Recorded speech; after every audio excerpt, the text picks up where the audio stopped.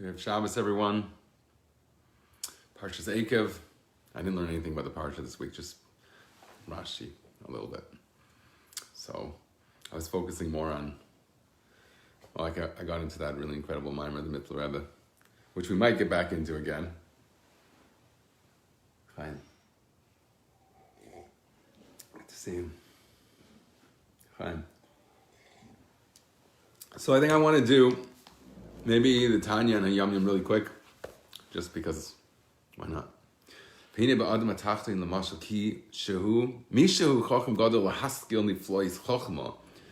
we're talking about a human being, for example, a person who's very wise, to fathom very wondrous wisdom, and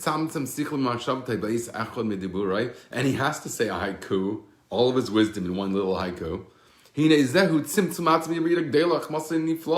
is a tremendous descent for this person's profound mind.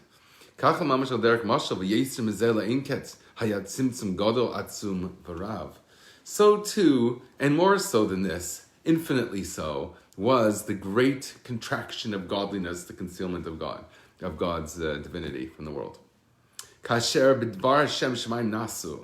When God spoke and the heavens into being. Hello. Good Erev Shabbos. Thanks for coming. I hope you have your wine cup ready to be raised. Fine. For beer or whatever beverage you prefer. If it's on you, whatever you want. Kasher b'dvar Hashem shemayim nasu b'sheshes mei breishis ruach piv kol tzva'um. Hashem created the world in the 6 days, and with the breath of his mouth, all of the hosts of heaven. He is hey shel shem havaya baruch hu asaklila.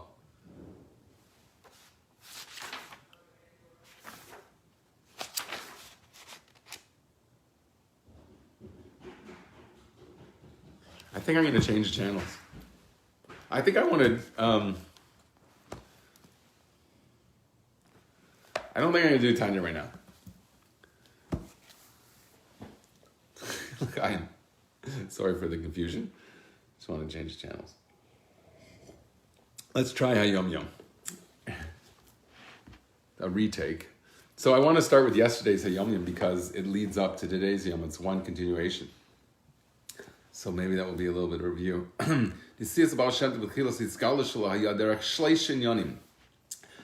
journeys of the Baal Shem was about three things. Pidyon Shvuim,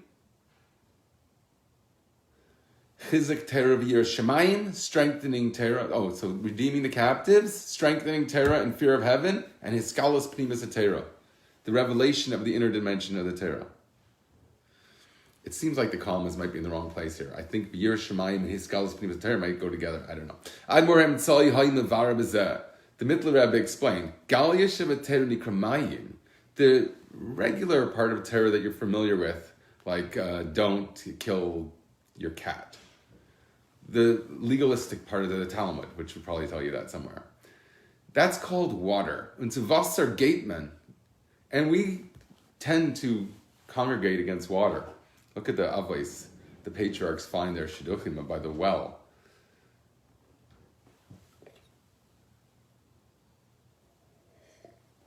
A body of water. Pnimius HaTorah Nikra Eish. But the inner dimension of Torah is called fire. Unfar fear, hat men leira.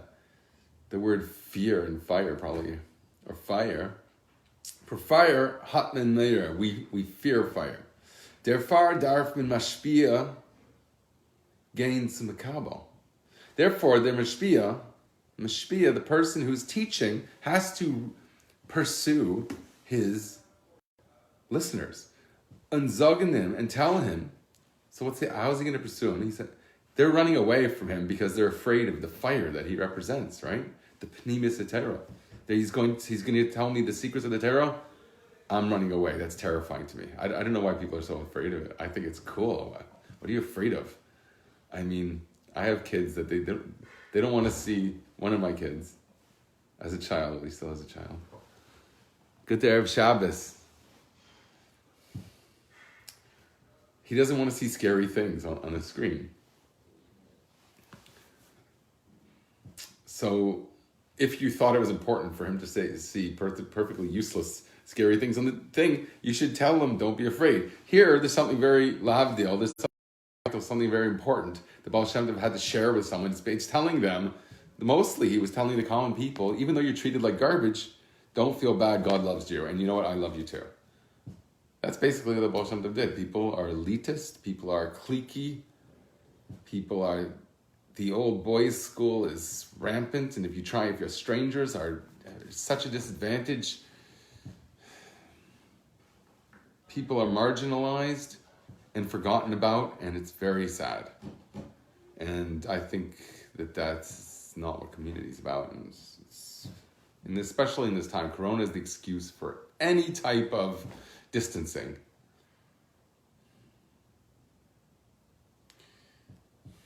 It's very agitating. But that's not in the spirit of Shabbos, right? We want to forget about that monster of a plague for at least Shabbos time.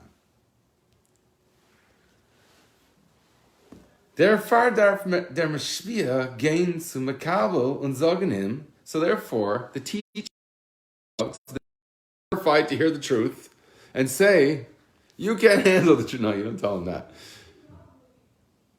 Hab kein meire nit. Don't have fear. Don't be afraid. Val Hashem li kacha eish eichlahu. Because the Lord your God is a consuming fire. So, really, you got to read that, I think, invertedly. Because the consuming fire that you so much fear, that's really God, your Lord, which means bestie, it loves you and he's going to protect you.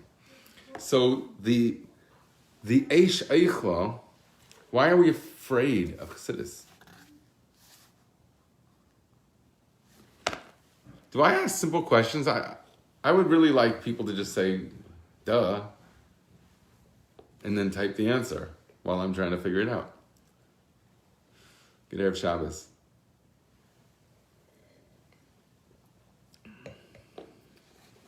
I should really have a button that I could click. Oh, I do have a button I could click. I was just saying, like, if my mother was watching, I probably wouldn't want to, like, I don't know, drink 2 beers at once. Good Shabbos. My kids are checking out. Where do they want to be? Anywhere but here.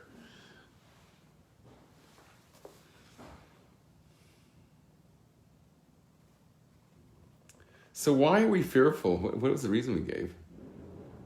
Because it's fire. That's the only thing we said about it. It's fire. Okay, we do explain why it's called fire. Maybe in today's Hayom. Let's try today's Hayom. It says that this is a continuation of the previous one. So Admor Tzamak Tzedek Bier. So who said this originally? Shin. This is the previous Lubavitch Rebbe said this in the name of the mitteler Rebbe. Then the Frierdiker Rebbe continues by telling you what his son said. No, his son-in-law said. The grandson of the Alter Rebbe was the Tzamak Tzedek. Admor Tzamak Tzedek Bier Mashe Miyachsim Eish Lepnimis Hatera. So the Tzamak Tzedek explained this. You were supposed to be bothered. I'm glad. I peeked ahead, but I'm glad I figured out what should be bothering. What do you mean it's fire? In what sense is it fire? C A minor F sevens. Isn't that the first song everybody learns to play on the guitar because the chords are embedded in the lyrics? You usually have your lyrics embedded in the chords. This song, the chords are embedded in the lyrics. So it's really good. C A minor. Okay, I got the A minor wrong. No one noticed. So Shabbat Shalom.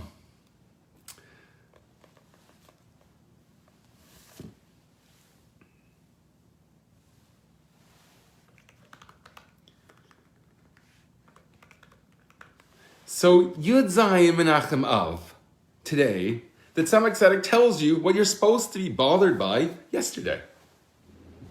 Yesterday, we said, we know people are fearful of the Pnimius Hatera, Kabbalah. When we think Kabbalah now, actually Madonna really made it more approachable, didn't she? If Madonna could learn it, anyone could learn it. What are you kidding me? It's like a joke, like a virgin. I mean, give me a break. She's learning Kabbalah. Anyone can learn Kabbalah then. What are you so? No one's terrified if Madonna can learn. Did she look like she was like this mystical person that's going to conquer the mystical universe? I didn't ever expected that of her. But all I know of her accomplishments is like a red band around her wrist. I hope it worked. You probably paid a lot of money for your seat in the Kabbalah Center, Esther. I don't mean to make fun of her. I think it's actually really cool. Let Cyndi Lauper do that too. Why not? With all the people that I grew up, the musicians that I grew up with, which I couldn't stand their music as a kid, I went crazy. And I really got bothered by the fact that all the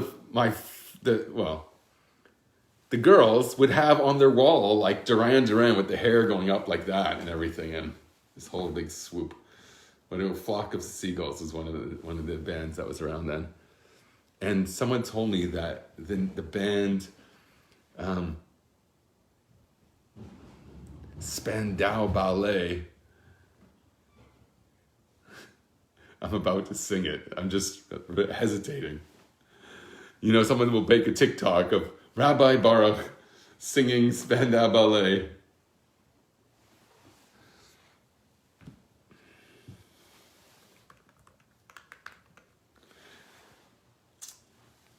Hayom. Someone told me that's the name of a death camp, God forbid. I don't know. I never checked. I never Googled. In those days, there was no Google.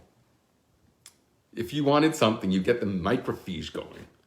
Okay? When I had to research these philosophy journals, I had to take some ridiculous microfiche, put it in some ginormous machine that I was terrified of, that, I don't know, like my tie would get caught in it and I would be turned into a microfiche. It was terrifying. It was very, what's the word? Intimidating to go into this massive library. What did I know before that about libraries? Nothing at all, zero. And now I'm getting the microfiche going, and I'm looking through a million journals that are, some of them are probably not even English. And I find these massive, incomprehensible articles that after hours of searching, and then I get caught up looking at all the other articles that precede and like all the ones around it.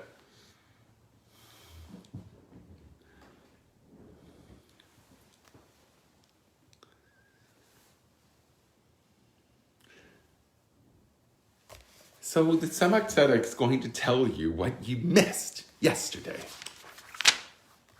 You missed yesterday. What do you mean? Who's afraid Madonna could learn Kabbalah? I could learn Kabbalah. So here, you want to learn Kabbalah? Here, I'll read words. You'll see your words. You won't understand a single word anyways. The fiery red, which is the proper color of the second day, is an attribute of Elohim, and it was assigned in the tabernacle, the color of gold, which resembles it.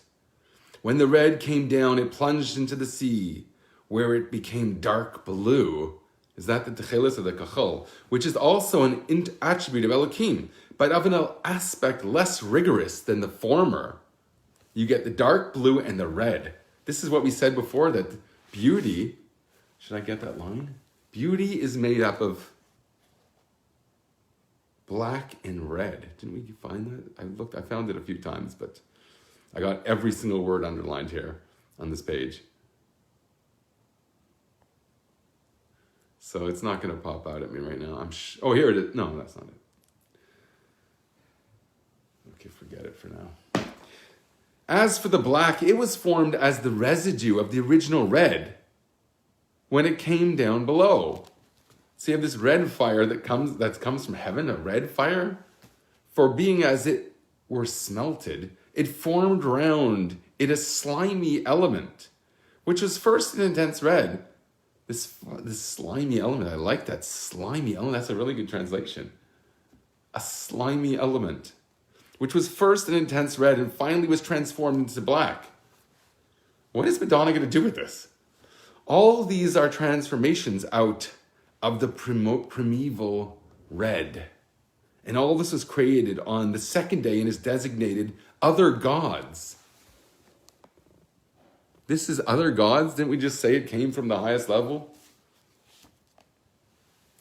If I had been exposed to Kabbalah before entering into it through Tanya, I probably would have thought it's strange fire, Eish Zara. I'm glad Chabad has been my guide. And then again, I'm no Madonna. You're no Madonna, okay. I wouldn't have suspected you of being that. Fine.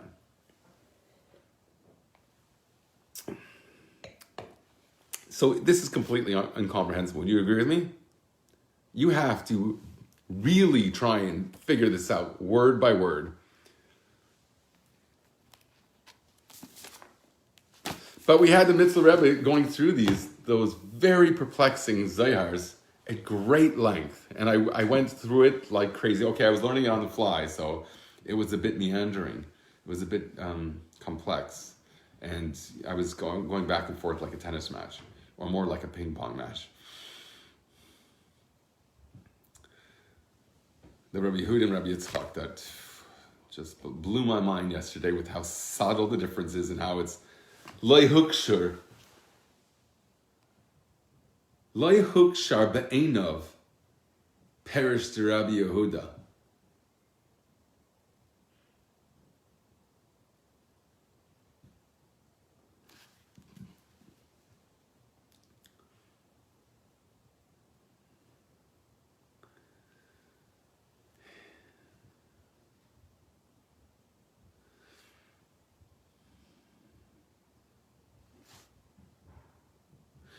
So Rabbi Yitzchak has a problem with Rabbi Yehuda. Is how are you going to get from chesed to malchus through this process? You just have two elements, Rabbi Yehuda. You have chesed and gvura.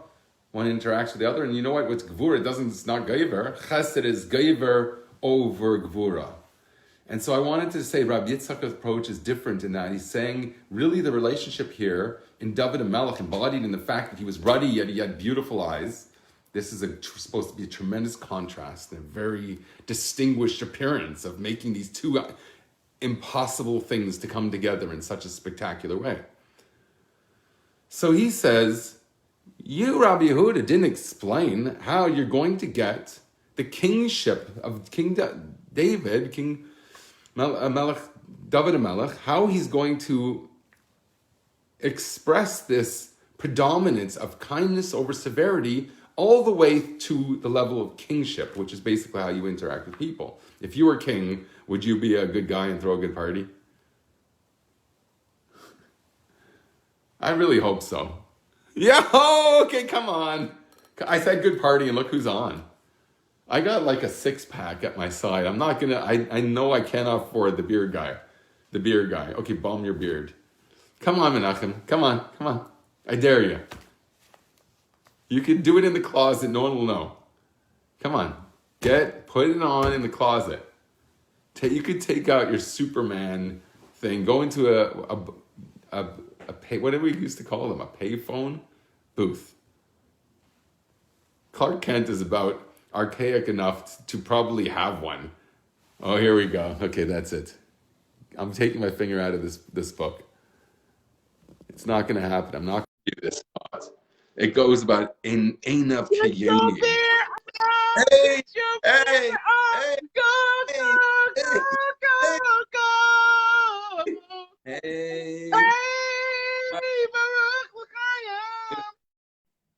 you have to be prepared. I am fine Canadian. That's why. You know, I'm not blaming you for that. Look at you with the suit and the tie. Look who's tries to kill. I wanted to really get Shabbos. Someone told me that in French, no less. I had to press translate. It sounded like, I don't know, complete gibberish. But one point that got of it, he says, it was translated correctly by Google Translate. I just clicked it. And he tells me, I'm a pretty good rabbi, but you know what? The clothing, it's a pasnish by there. I'm a pretty good rabbi. So I'm like, okay, you know what? Erev Shabbos, I'm gonna get dressed in Shabbos finery. Come on here, if that's what it takes. Dude, you look good. You look great for a business meeting or something.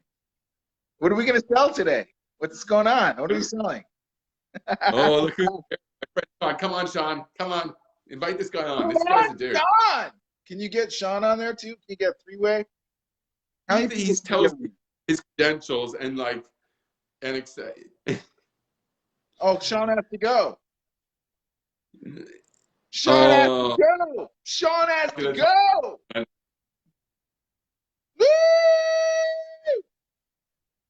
I'm gonna get in trouble with my kids again. Your kids why do our kids give us Sean trouble? says I can't now. I can't. I should give I'll be back. wedding gifts. What's up with Sean? Even when I'm on Sean, be leaving. Sorry. I'm not taking over your feed. I don't want to, man. Hey, people come for you. Arab Shabbos, they know you're coming. So that's why people coming for you. People coming for you. No. They're coming for you, bro. They know you're coming on Arab Shabbos now. So at this exact time, the numbers are just going up. We got 9 viewers right now. We're going up to 10. I can feel the 10th person coming on. They're seeing hand gesturing. They're seeing this guy. He's saying crazy things. No, we're losing people. Yeah. We're losing people. We just lost 3 people, dude. So then do something different. We're losing blood. We're losing blood. Oh my God. What's that? Wear like a peacock outfit or something. I don't know, get. We got 7. We just got 7. Juggle knives. I'm on Facebook Live with Baruch Merker. And friends. The whole house company. is upsetting. I know people they don't get us. Menachem. Who the hell? They don't get. How can they not get us? Yeah, they don't get it. It's too deep. I'm in my backyard now. What? I'm in my backyard. See. Okay. Do you think the squirrels will mind? Look, man, I make plants. I got some over here. You see, I got those flowers. I picked those, and that's lavender and that's sage, right there. And so maybe you can make. Look at this grass. Just grab it out, make a pasta. What's that? Make a pasta. Make a what? A pasta. Pasta? Well, should I make pasta for dinner? Pasta? Why don't you make pasta with tomato sauce? Meatballs. Look at my challahs, dude. You want to see some challahs? Look at those. Do you notice anything different there? Do you notice anything different? It looks like, well, wow. They look kind of, I'm not going to, well. There's something in there. Do you see it? What's in there? There's something. What is that? That's sugar? Dude, that's garlic. Garlic. There's garlic inside of my challahs. Garlic. Yeah, it's a good thing I like garlic. I'll cozy up to you, Menachem. Go for it, bro. Cozy on up. We're losing people, man. We're losing blood. 4 people, man. There are 4 people in the world that are watching us right now, and they're saying, what the hell do they have to say about Shabbos? What on earth are they going to say? What do you have to say, bro? You go. I'm just watching you. I've been darshaning. You don't have to worry about me. You want a message? Do you want a message from God? I want a message from God, baby. Sock it to me, baby. Sock it to my heart. I want my heart. I want Hashem to penetrate my soul right here, in my heart. I want Hashem to go in my heart. I want you to learn the most holy name of God. What is the most holy name of God? Tell me. Bestie. What? Bestie. Bestie? Bestie is the favorite word of Hashem? That's so beautiful. It's the deepest. The bestie? Hashem is my bestie. Bestie is Yisparach. Yisparach. Bestie ha-Yisparach. Do something. How's about showing us the patches on the inside of your suit? Like the clown. That's what's his name? Who's the name of that clown? Like someone could compliment you and you're like, oh really? Come on, I got like patches over here. I was saying that the other day. Oh, you were? And so the gracious way of responding to flattery is saying, I'm glad you see good in me. Thank you for seeing good in me. Thank you for seeing good in me, Lynn. That's you. That's for you. That's not for me. Lynn Howell says, do something. Thank you for seeing good in me. There's a lot of good inside of you, man. We all believe in you. That's why we're watching you right now. That's why I'm on your podcast. Basically, No, tell them the real reason. Tell them the what's real that? reason. The real reason I'm here? Yeah, the I'm telethon. searching for wisdom. I'm searching for truth, man. Give him the telethon.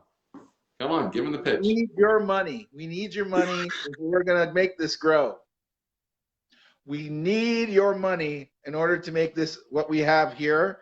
We can make our own platform, and we could do incredible things. We could have daily content 24/7. Right, bro?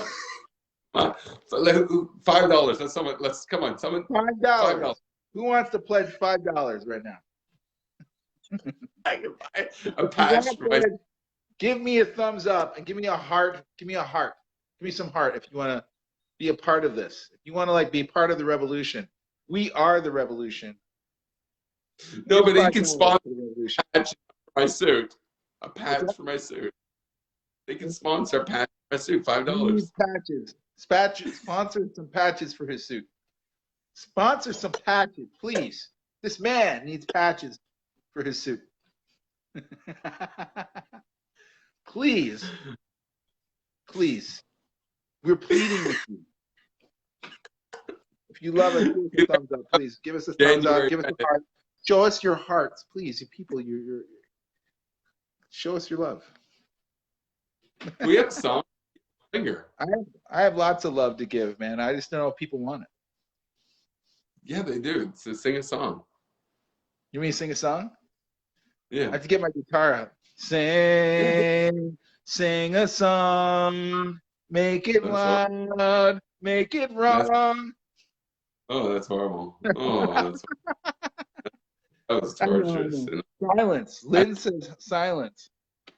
I actually really like you, and so like, if I were to insult your singing, that it'd have to be really bad. Dude, I just gotta get my guitar out and play some music for you. You and I have to have a jam. We're gonna have like a double jam. Good song. Get a guitar. Don't let your kids kick you though. If you like go out to the hallway. No, my guitar is my car. I can't go.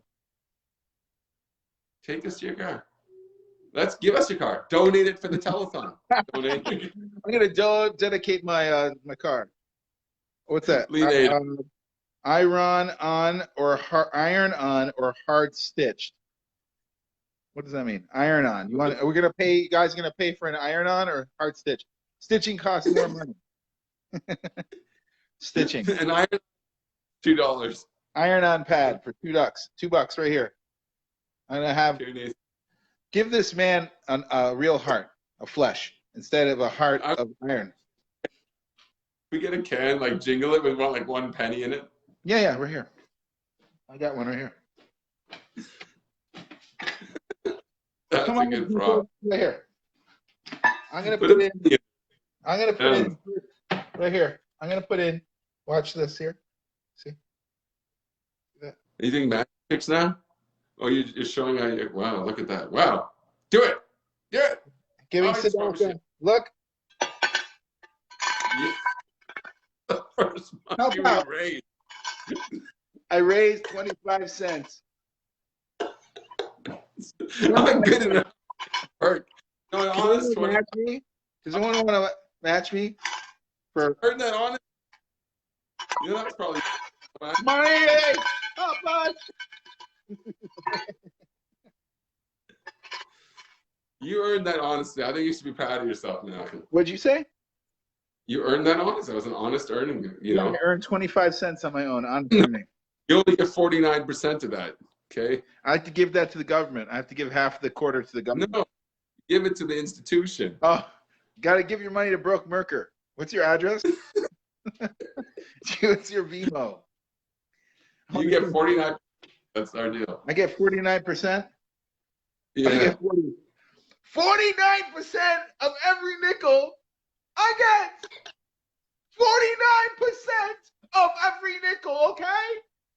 I have to feed my kids too, okay?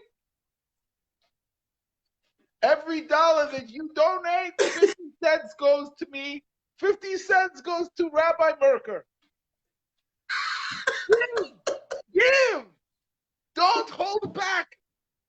Instead of buying cat food instead of buying cat food for $3.49 for a can of cat food.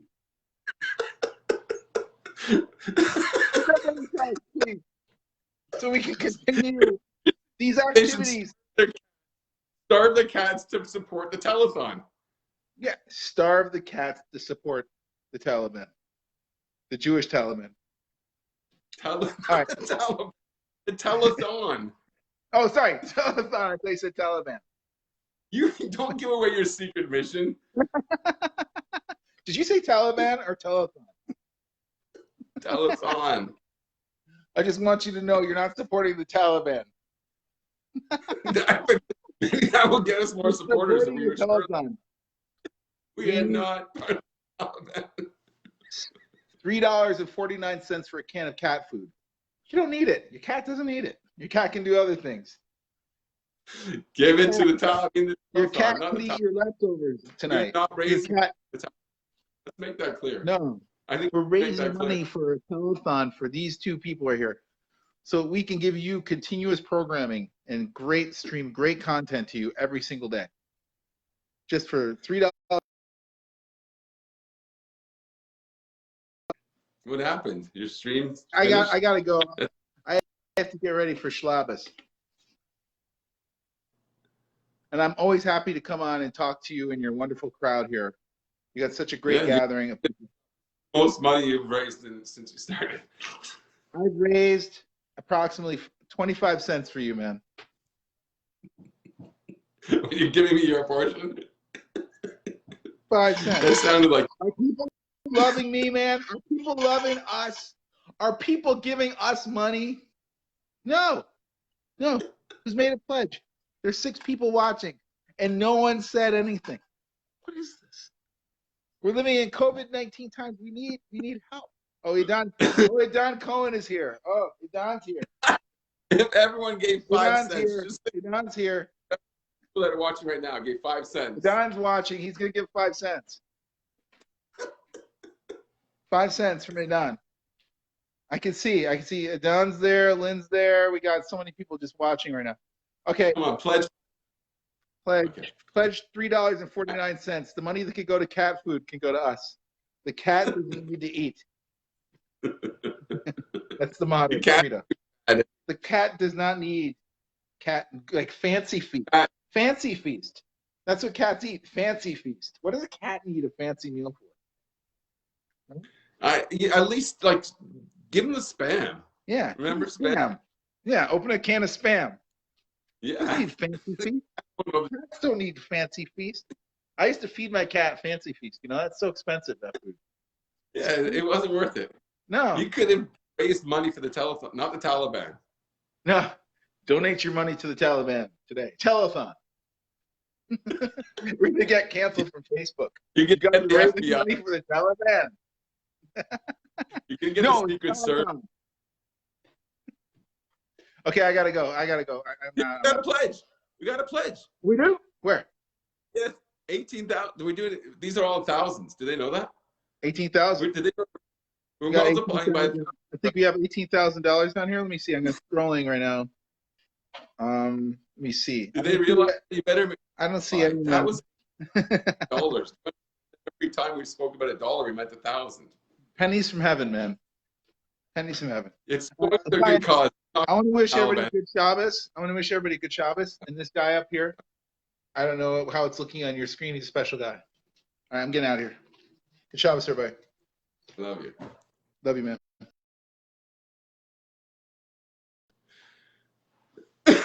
Okay, that was fun. Country cats ain't proud.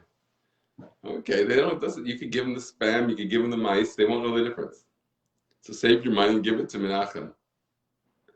That was pretty cute. That was like an SCTV skit. Do we have any Canadian comedy fans here?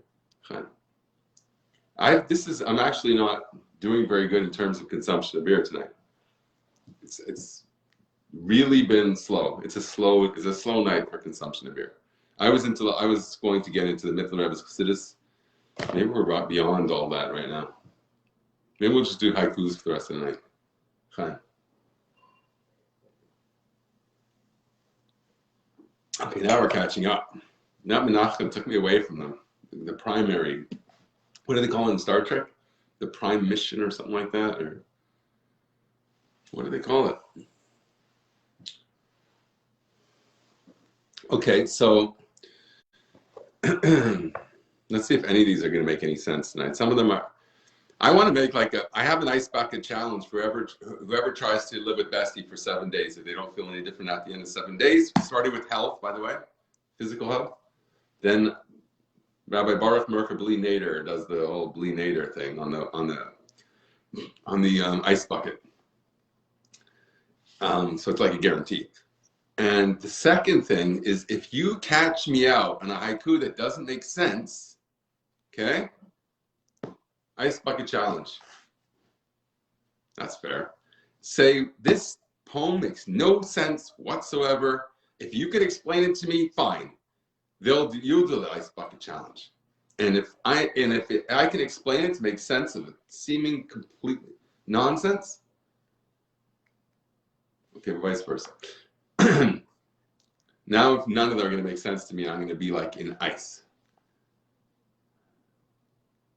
So, the most recent ones don't make sense. I realize that because it's just a scribble that I have an idea that I want to capture. I'm in the middle of Shemona Esrei and I'm like typing away on my keyboard. I have to run, no, I don't, I'm exaggerating, but they come when they come, and it's always in the same time anyways. It doesn't vary.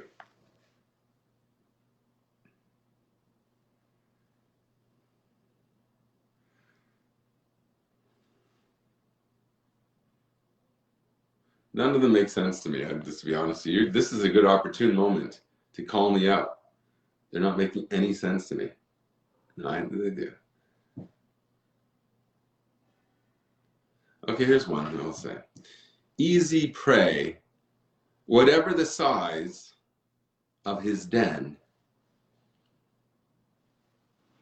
The lion, when he's out of his den, doesn't matter if he's got a fancy den. The lion's probably pretty tough. So you don't want to check out his credentials a little too much and get him agitated. Easy prey, or easy prey, read it the other way. Whenever, to me, it's always about the sound of the word. If a sound of the word sounds something like I don't want, sometimes I can't use it because I don't want that even sounding like there's something that I don't want to talk about. So it's sometimes a problem. Sometimes you got to give in. So easy prey here also means if you could pray and it comes out easily, you got to spell it with an AY instead of the EY, whatever the size of his den. And it doesn't matter if you think that you're great or not great. You're approaching the infinite. You're all equal before him. It doesn't matter if you're a big scholar or someone who's said Kriya Shema L'Mita with a tuxedo on every night. It's not going to help you. You're not going to have closer to Bestie.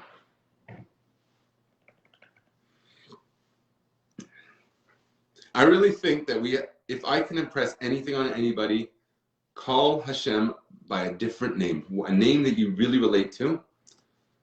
And I think that you'll have a better relationship with God because you won't call him God and think about nuns or something like that. It has nothing to do with your life. See you later. Good Shabbos. Okay, they're dropping like flies when it gets close to Shabbos. I don't blame anybody. What kind of person sit with a six-pack by his feet at this hour?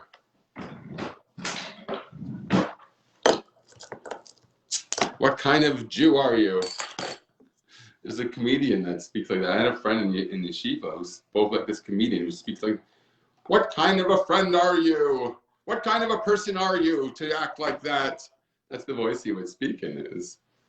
And I heard the comedian, finally I heard this guy was inspired by a comedian. I finally heard it on the radio or whatever we have these days. Huh.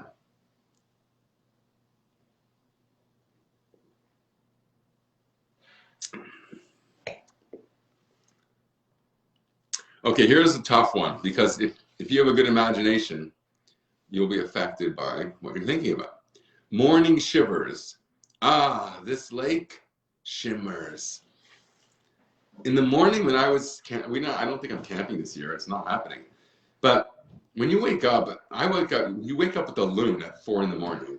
when you're camping sometimes, or the wolves, even worse. It can get worse than a loon. And those loons are good as long as you don't make them fall in love with you by calling back. Then they never marry their whole life. Okay? There's no stigma, there's no community. It's just out of love itself. They fall in love with your fake loon. What's the sound of a loon again? Oh. Is it just like a call? Oh. Is it something like that? I can't remember now. But I remember the moon was full and the loon was sitting in the middle of the lake. The whole lake lit up and it's just singing away trying to find a mate. And of course, I didn't know this at the time. The tripper had to tell me the next day, you just caused this loon to be loony for the rest of his life. What are you doing? It was a beautiful loon song that you made, and now the loon will never look for its mate. Horror.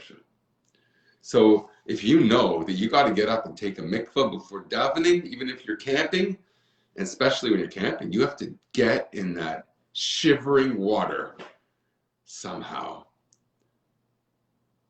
But you see the beauty of it. This like shimmers. The truth is, sometimes I got up so early that it was pitch black. What am I doing up that early on a camping trip? Well, what are you going to do? Sleep in on a root? Have you ever slept on a root before? I'm rooting for you to be able to survive that. Let's see what we're saying here, Lynn Howell. Easy prey, no matter the size of his den. To me, that says, don't be intimidated by the size of encounter. Though I don't know if the lion is meeting you in the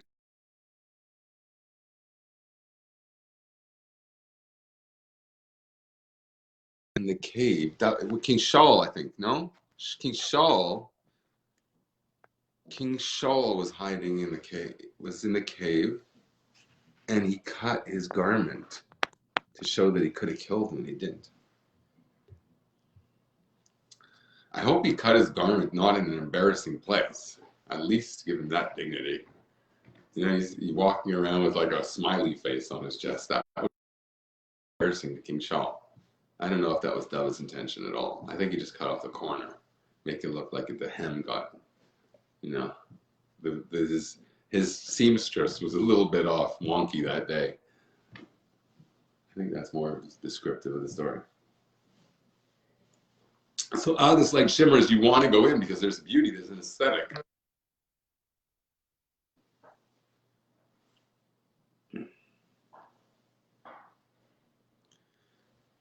So you want to be able to survive certain instances so that you could, not to just tell your friends, but you could have real memories. Okay. I thought these were so interesting, and I have no interest in reading any of them.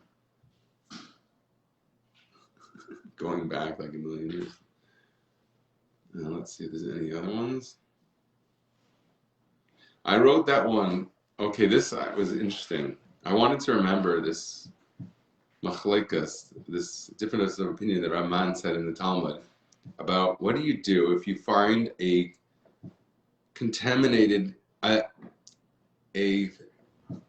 sheretz, which is like a creepy golly, I guess we'd call them, that is impure, and it's dead in the Beis Hamikdash. What do you do? How do you get out of it? How do you get it out? If you touch it, you become impure, or it's muksa. I can't remember the reason, the problem. But there's two solutions that they give. One is take off your belt and scoop it up in your belt and take it out. Yes, you're going to cause your gartel, your belt, to become impure because it's touching an impure thing. So you suffer a bit. You have to title it, take it to the dry cleaners, and get the smell of chlorine out of it. Bye-bye.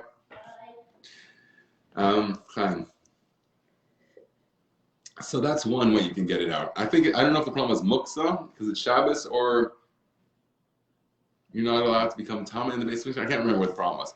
The other idea was wait, don't rush, don't jump to anything rash by taking off your belt and contaminating it. Find tongs made out of wood. Take chopsticks. Take the sheretz like a mouse or a rat that's dead. Take it out with the chopsticks. And wood does not cause impurity to transfer. So therefore, you're safe, and you can wait. It's not a big deal. So he interpreted to me, I think, in the name of the rebbe. Yes, for bringing in the rebbe said, when you're in the holy temple, which is today we experience that spiritually through prayer, and we find that there's something about ourselves that we want to lop off and kick out, chuck it out. There's a sheretz, there's a creepy crawly in us that we want to just get rid of. Is it something that should interrupt the moment?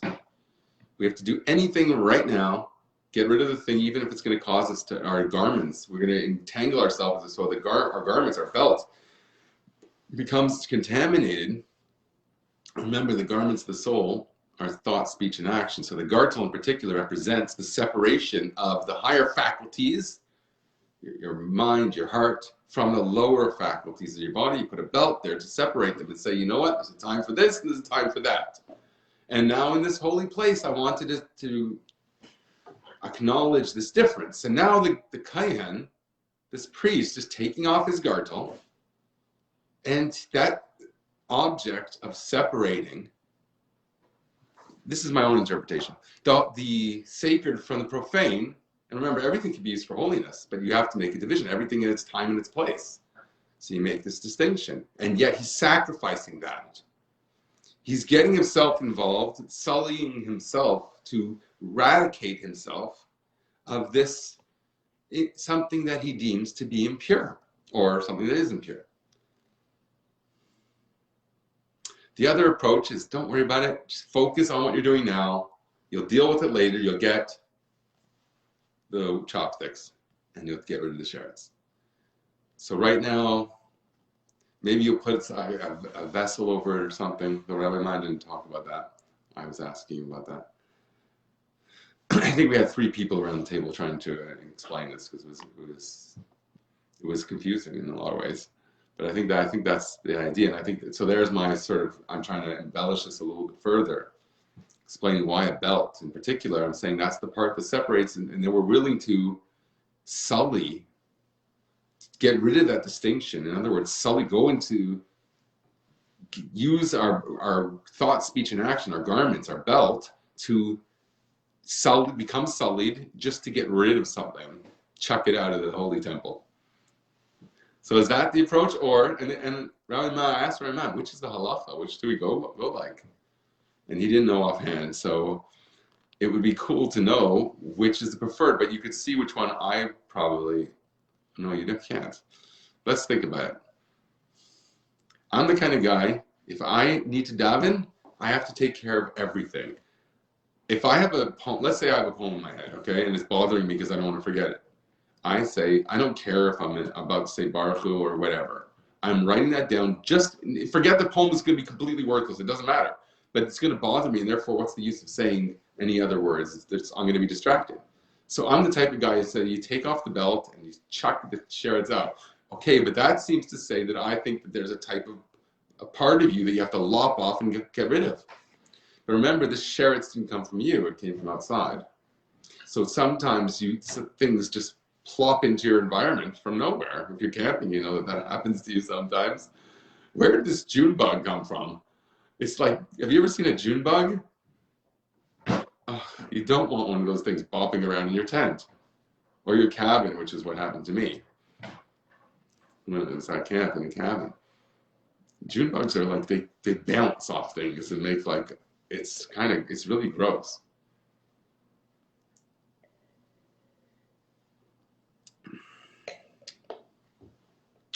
So I'm the type of person that wants to first deal with anything. If someone's yelling at me to, I don't know, do something for work, and I'm trying to daven, probably I just want to get them off my case, get it done, that's the type of person I am.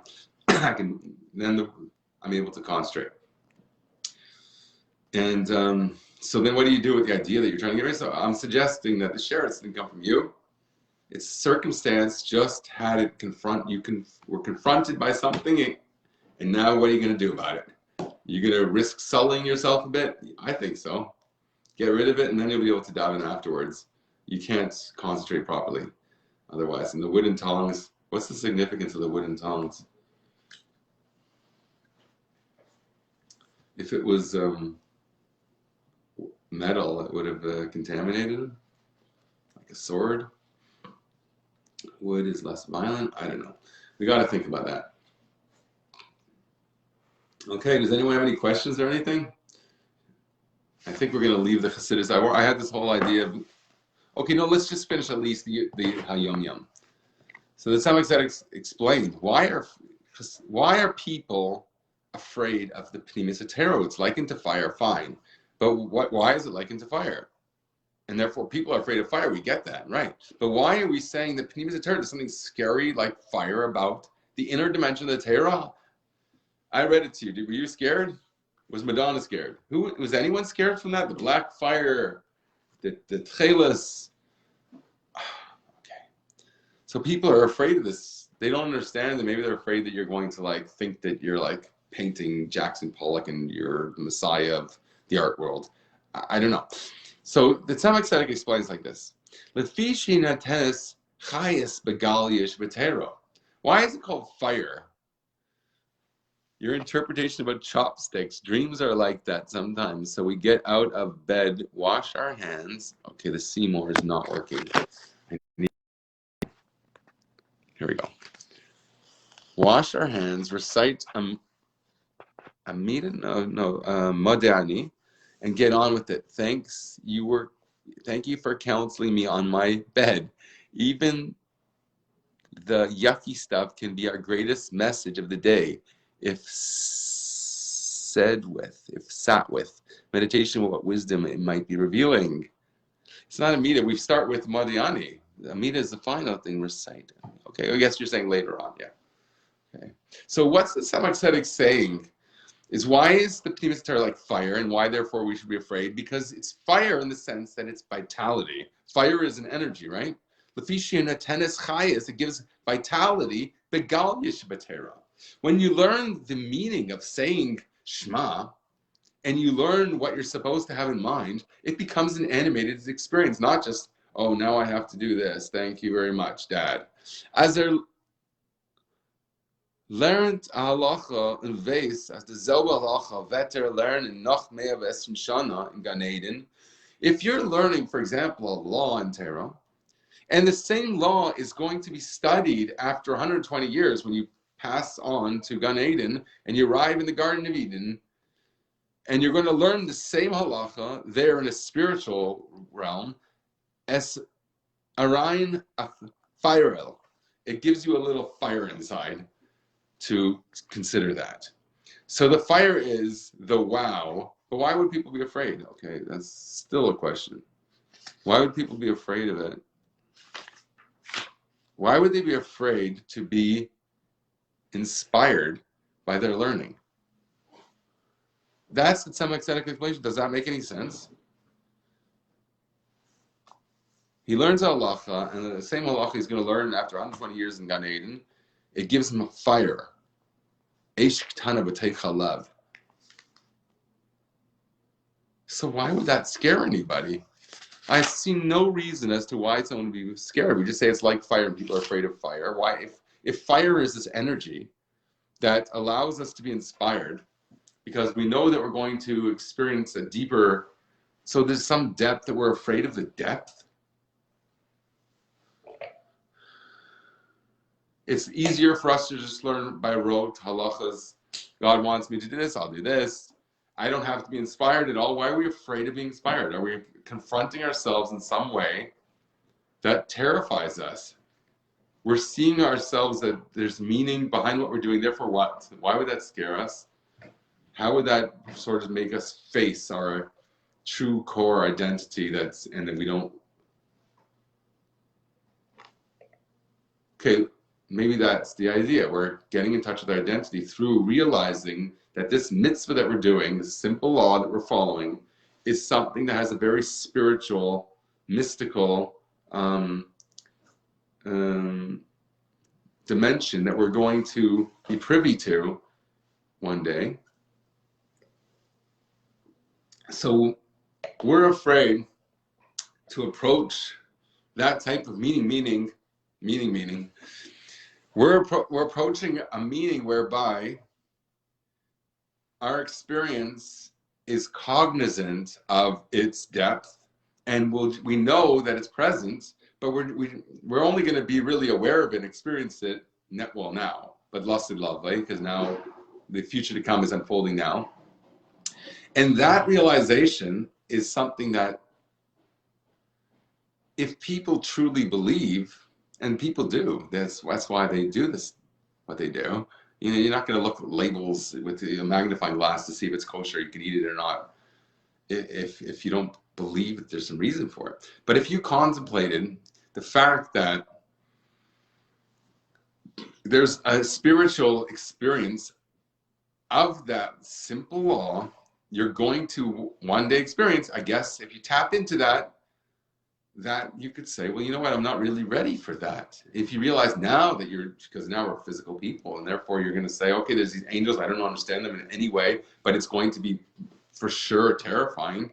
Therefore, there is sort of this reluctance, perhaps, to come to terms with that. And the pnimis mitteler does alert you to this. So you need the mashpia, like in the previous Hayom, you need the baal shem to go out and reach out to the simple Jews and say, you know what?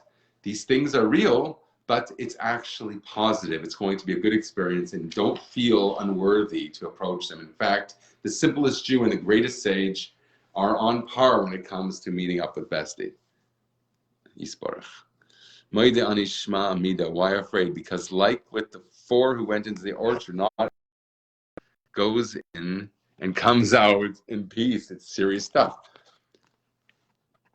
But Madonna wasn't afraid. Why wasn't she terrified when you're trying to create a goal?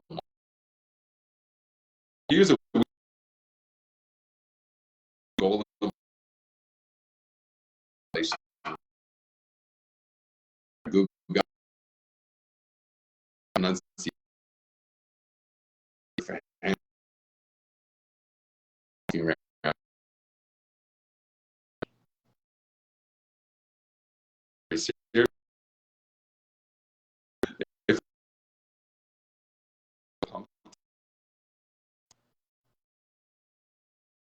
I really would worry about that too much.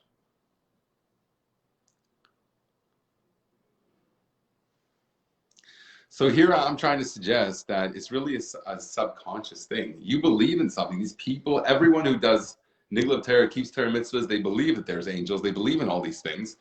They don't really want to face reality and start learning about those things and trying to like be fascinated by prophecy and intimacy with God and ecstasy and ratzav hashem and all these mystical concepts, because that whole world is, they don't feel worthy to enter it because they feel like they're more mundane. Trying to I did an interview like 100 people. Survey says 100 people would say that they agree.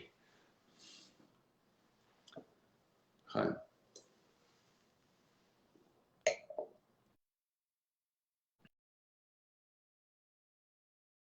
So what's the reluctance? Why we fear pnimis mitteler? I think subconsciously we know that the things that we're doing are really great things. In either very simple, putting a coin in the pushka is a very simple thing, but if you're going to like experience like a million angels flapping around your head at once, right? If you're going to experience that, subconsciously, I think a believer would probably be affected by that, and maybe they therefore have this reluctance, which is inexplicable to me, without this long-winded trying way to figure out why someone would be afraid to open the Zohar and read it. If the best that's going to happen is you won't understand it. And I'm not trying to insult anybody. I mean, I'm saying I can't understand. I read you that part about the fiery red, which is a proper color of the second day, is an attribute of Elohim, and it was a sign in the tabernacle, the color of gold, which resembles it. When the red came down, it plunged into the sea where it became dark blue, which is also an attribute of Elohim, but of an aspect less rigorous than the former. And it goes on and on. Like, are you afraid of that? You didn't see the red fire coming out. If you saw the red fire, you would probably You would come down from Har Sinai with a chuk she'en kamay ha. A chuk, is that female or ma? In Hebrew, you have to know whether it's female. Ein kamayu, ein kamayha, chup, chupa, chupet. A chup is the tail, I think, in Yiddish. It's not really Hebrew. I think it's a tail. But we use it in our house, at least, to talk about how high your hair goes with the gel and all that.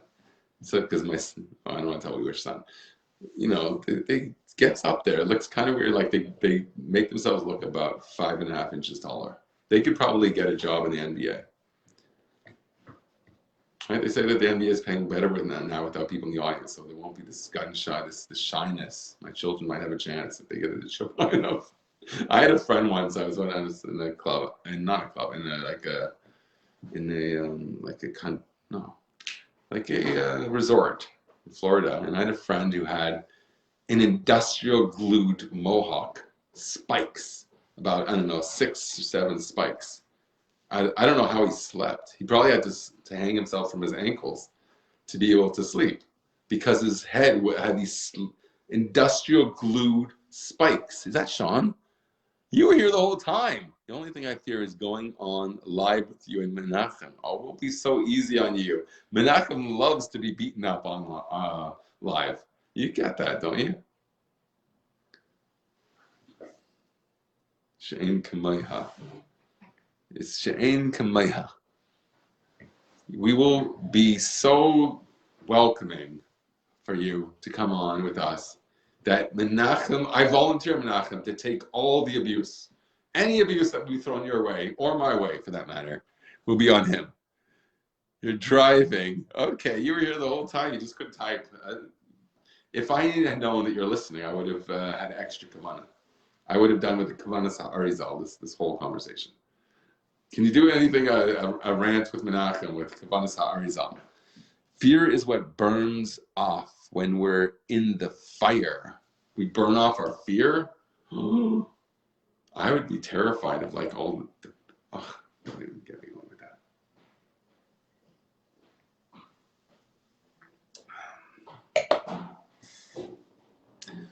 Okay, 8:10. I want to walk. I really want to have another beer, but I'll probably end up rolling the show. I don't mean because I'll be drunk. Chas v'chalila, 3 beers. But I mean rolling in the sense that I'd probably be around. Beer just makes you bloat up like what do they call those fish? What are those fish called that blow up? A blowfish? Is that what they're called? Those fish that blow up, you go to the pet store. They used to have pet stores when I was, they do have pet stores, I just don't go to them. I've only been back for 10 minutes. Sean. Come on now, okay? I'm not going to be on, I'm done anyways. I'm done, I got to go to shul. They're probably starting now. Okay, so a good Shabbos, everyone. I know I didn't finish anything. I sort of tried to explain why I didn't make any sense. I can't understand why anyone would be afraid of mitteler. I think it's the coolest thing ever. So I stretched myself and it didn't make any sense to me. I don't think I really stand by anything I just said. I don't see, so there are angels, you're afraid of them.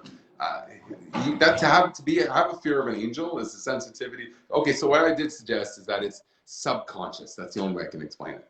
There's a subconscious fear because you really, at some depth of you believe in these things. And if you saw an angel, you'd probably blow up, literally. You'd probably literally blow up. Not like from drinking too many beers. I don't mean like to roll to shul because you're around, but I mean to literally corona out with all the guns of fireworks. No? In vino veritas, works with beer, not to worry. That's a Latin expression which every cool guy knows, but I just didn't learn that one. Anyways, good Shabbos, everyone. Thanks.